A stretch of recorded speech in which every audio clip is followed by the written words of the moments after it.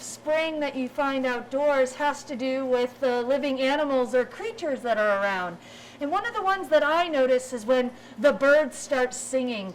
And this has to do a little bit with the length of daylight and temperature. That's what stimulates certain animals to become more active and sing. And it also has to do with some of the migratory species that have gone further down south and are returning to our area as that temperature starts to warm up and different species of plants and animals become more available for things like food and other activity items that they need to do.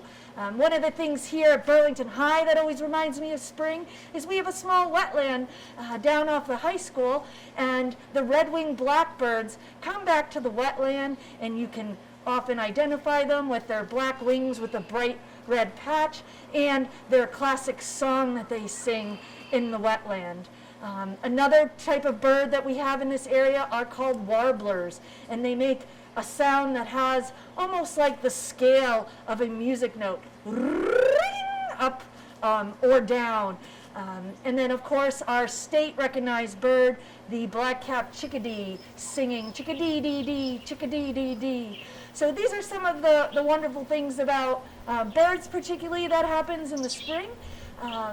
Another thing that happens with animals during the springtime would be your insect activity. Most insects are inactive when it's temperatures in the 50s or below, but when the temperatures start to rise and the day length lengthens, those insects become active again, or their eggs hatch from the deceased insects that laid their eggs last spring, and those new insects hatch and come out into the world. So you'll see things like bees and moths and butterflies emerging into the air, and of course that returns that food source to the other animals like the birds I mentioned.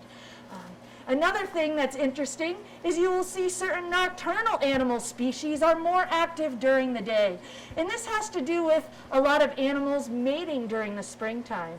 So things like raccoons and skunks and coyotes become way more active and are visible during the day. Some people get nervous and think the animal might be sick or carry diseases, but in reality, they're either searching to find a mate or they're preparing and getting their foods and nests and dens ready to raise their young. So another thing you might notice about being outdoors in our environment in the spring would be some of the plant species that are starting to bud and sprout and return.